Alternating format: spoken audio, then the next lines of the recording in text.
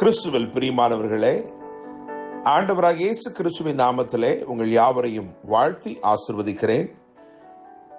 இந்த நாளுக்கென்று தேவன் நமக்கு அருளி இருக்கும் ஜீவ வார்த்தை உபாகமத்தின் புஸ்தகம் 31 அதிகாரம் 8 வசனத்தில் இருக்கிறது.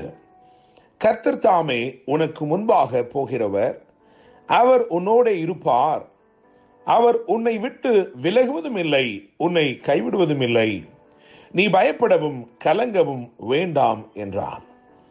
என்னை கேட்கிற தேவனுடைய பிள்ளைகளே, 120 வயது நிரம்பின மோசே யோசுவாவினிடத்திலே கர்த்தருடைய வார்த்தையை விதமாய் கூறுகிறான். அதைத்தான் நாம் இங்கே வாசித்திருக்கிறோம். என்னை கேட்கிற தேவனுடைய பிள்ளைகளே, நான் நம்புகிறேன், விசுவாசிக்கிறேன், இந்த நாள் கர்த்தர் உங்களுக்கு முன் செல்லும் ஒரு நாளாயிருக்கிறது. இந்த நாள் உங்கள் பாதைகள் எல்லாவற்றையும் ராஜரீக பாதைகளாக தேவன் மாற்றும் ஒரு நாளாக இந்த நாள் இருக்கிறது. கர்த்தர் முன்பாக போகிறவராக இன்னைக்கு வாக்கு கொடுத்திருக்கிறார்.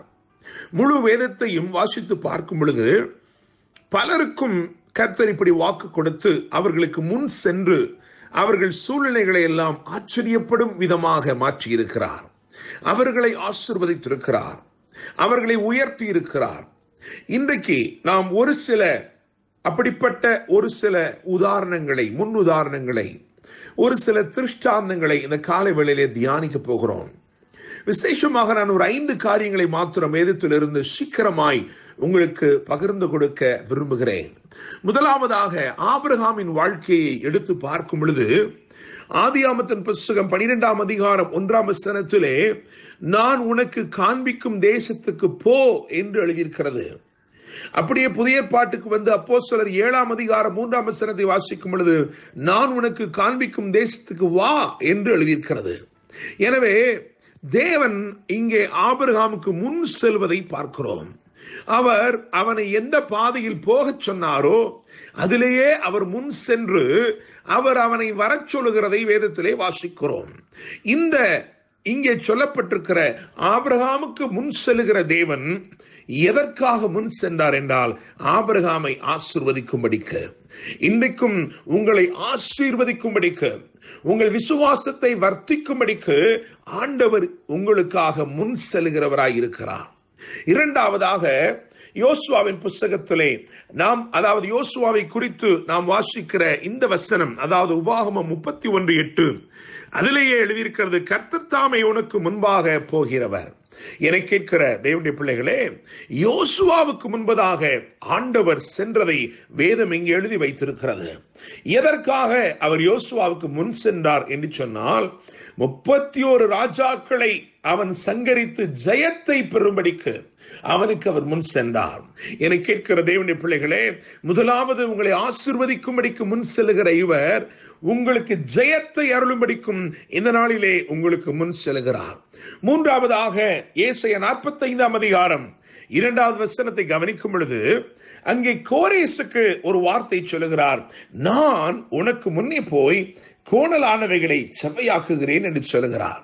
என கேட்கிற தேவனுடைய பிள்ளைகளே, எதற்காக அவனுக்கு முன் சென்றார் என்றால் சகலவற்றையும் சீர்படுத்தி சிறப்பாக்கும்படிக்கு முன் சென்றார். அவன் ஒரு ராஜாவாக இருக்கிற போதிலும் அவனுக்கு முன் செல்லுகிற மந்திரிகள் இருந்தாலும், போர் சேவகர் இருந்தாலும், பெரும் மனிதர்கள், தலைவர்கள் இருந்தாலும் அவர்கள் ஒருவராலும் சுவையாக்க கூடாத, அவர்கள் ஒருவராலும் சீர்படுத்த முடியாத, சிறப்பாக்க முடியாத சில காரியங்கள் இருந்தது. எனவே அந்த கோணலை செவ்வையாக்கும்படி ஆண்டவர் முன் சென்றார். இன்னைக்கு உங்கள் வாழ்க்கையிலும் கோணலானவைகளை செவ்வையாக்கும்படிக்கு, அதாவது சீர்திருத்தி உங்களை சிறப்படுத்தும்படிக்கு உங்களுக்கு முன் செல்கிறவராய் இருக்கிறார். நான்காவதாக மீகா 2 அதிகாரம் 13 வசனத்திலே இஸ்ரவேலருக்கு வாக்கு கொடுக்கும் பொழுது தடைகளை நீக்கும்படி முன் செல்கிறார் என்று எழுதியிருக்கிறது.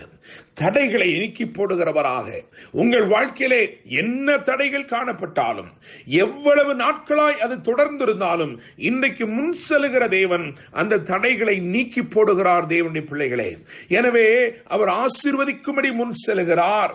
அவர் ஜெயத்தை அருளும்படி முன் செல்கிறார். அவர் உங்கள் பாதைகளை சீர்படுத்தி சிறப்பாக்கும்படி முன் செல்கிறார். அவர் தடைகளை நீக்கி போடும்படி முன் செல்கிறார். ஐந்தாவதாக, கடைசியாக மத்தேயு 28:7 வாசிக்கும் பொழுது, அவர் உங்களுக்கு முன்னே கலிலேயாவுக்கு போகிறார் என்று எழுதியிருக்கிறது. அதிகாரத்தை கொடுக்க, சீஷர்களுக்கு அதிகாரத்தை கொடுக்கும்படி, அவர்களை அபிஷேகிக்கும்படி ஆண்டவர் இயேசு முன் சென்றார்.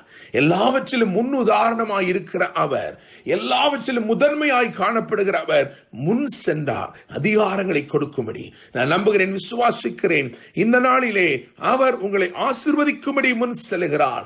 அவர் உங்களுக்கு ஜெயத்தை அருளும்படி முன் செல்கிறார். உங்கள் பாதைகளை சிறப்பாக்கும்படி முன் செல்கிறார். உங்கள் தடைகளை நீக்கி போடும்படி முன் செல்கிறார். உங்களுக்கு அதிகாரத்தை அருளும்படி முன் செல்கிறார். கர்த்தர் தாமே உங்களுக்கு முன்பதாக சென்று உங்களோடு கூடவே இருந்து, வலதுபுறமும் இடதுபுறமும் உங்களை விலக விடாமல் உங்களோடு கூடவே இருந்து உங்களுக்கு அற்புதத்தை செய்து உங்களை வாழ்த்தி ஆசீர்வதிப்பாராக, உங்களை வாழ வைப்பாராக. என்றும் அன்புடன் pastor Daniel Moses. God bless you.